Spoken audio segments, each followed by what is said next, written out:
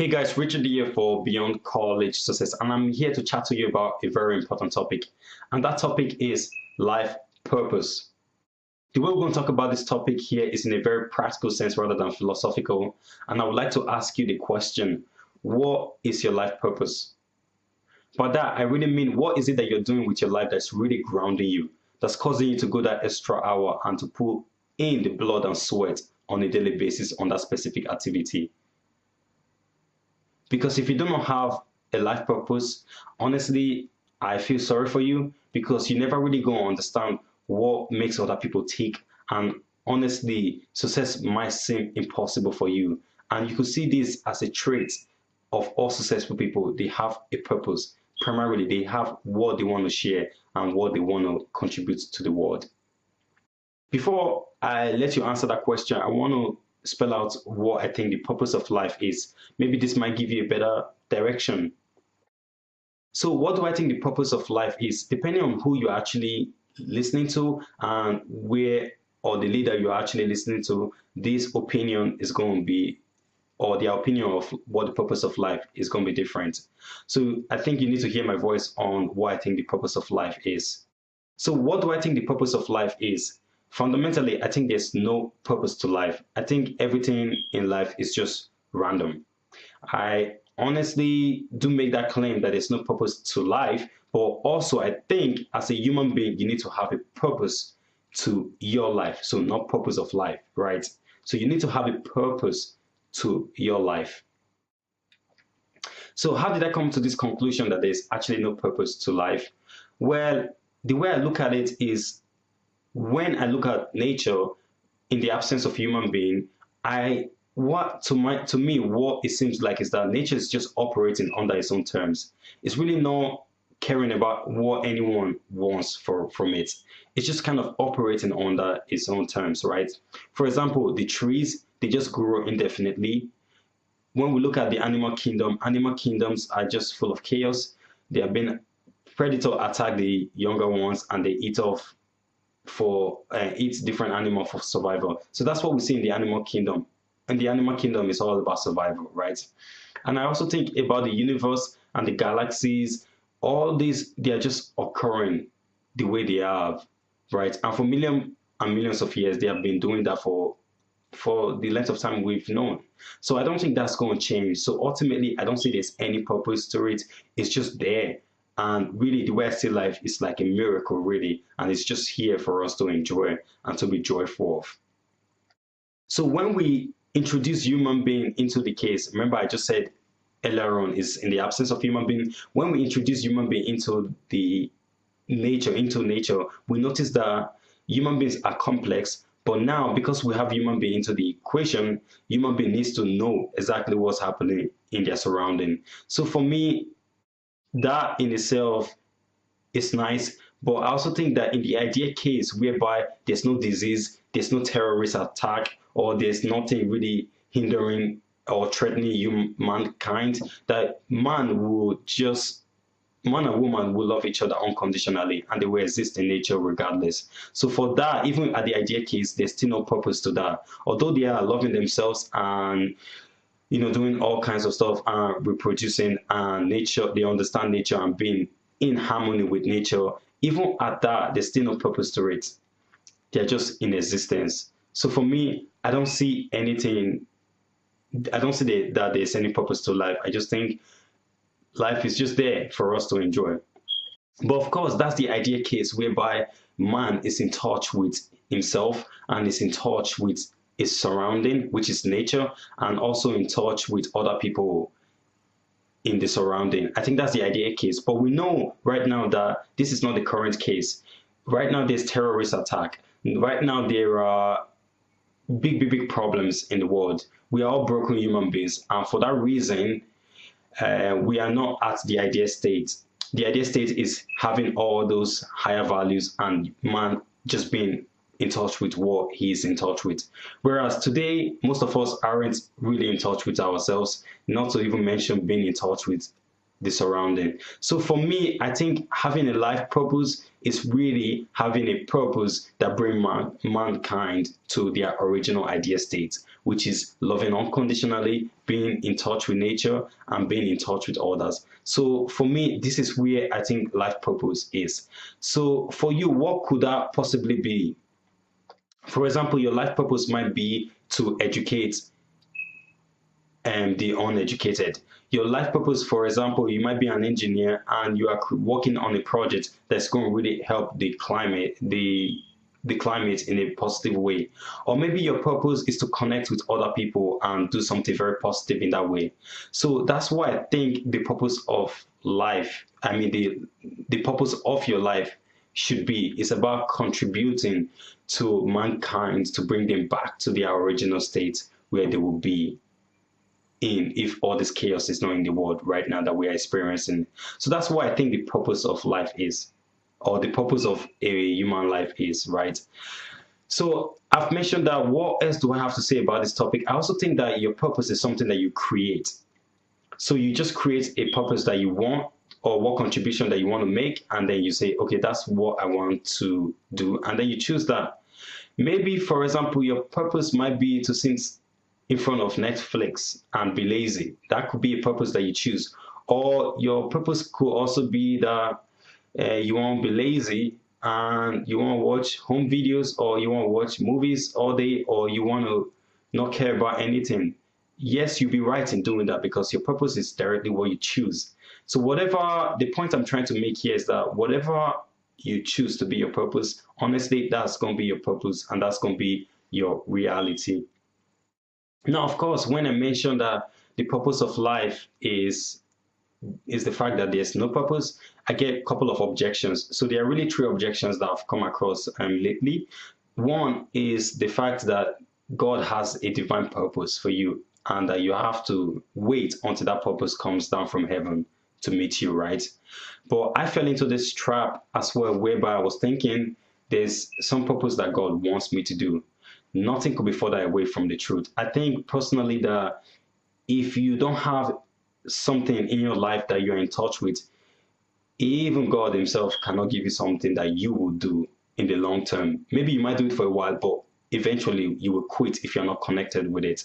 So that's why I think even God wants you to be in touch with what you do. So it might be the things that you're in love with, then you pick that as your purpose. And I think God is going to be more happy for you to pick that purpose rather than wait for him to give you a purpose from heaven. Because honestly, if God could do that, he would have given it to everybody. And of course, yeah, sure, you can make that case, but what about if God also doesn't have a purpose for you? What would you say about that? Then you'll be waiting for a purpose to come down from heaven.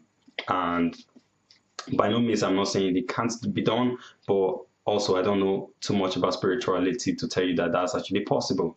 Another objection that I get here is the fact that people say life is too short, we're all going to be dead soon, therefore, why even bother, right? And I also think that there's no purpose to life, but inherently you also need to have a purpose. If you're going to die, even if there's a purpose to life, at the end of the day, I think in the idea case that I explained, there still will be no purpose per se. Human beings are just going to be living in harmony, and that's about it. Nothing else is going to be happening, right? And that in itself for me is no purpose. What other points do I have to make here is that people come with this objection that there's this afterlife notion, right? That all of that this life that we have been given is just kind of a warm up, and there's something after when we die into heaven or wherever the most wonderful place is. But I also think that this idea is very dangerous because nobody has really gone to the afterlife and came back telling us that, you know what, there's truly an afterlife. For me, I think even if this place is a warm-up, even if the life that I've been given, which is one, even if it's one chance and even if it's a warm-up stage, I also want it to count. I also want to enjoy it. And the way I want to live this life is that I want to give it my all. it's worth really going after something that I am honestly passionate about. And if the benefits of an afterlife do come about, then I'll be glad to take that. But I can't honestly assume that there's going to be an afterlife and not give this life that I have the very best that I have. So for me, this life is really miraculous. Everything that we have here is just pure beauty, and I don't see any point of not living to its full potential. So that would be the case for me.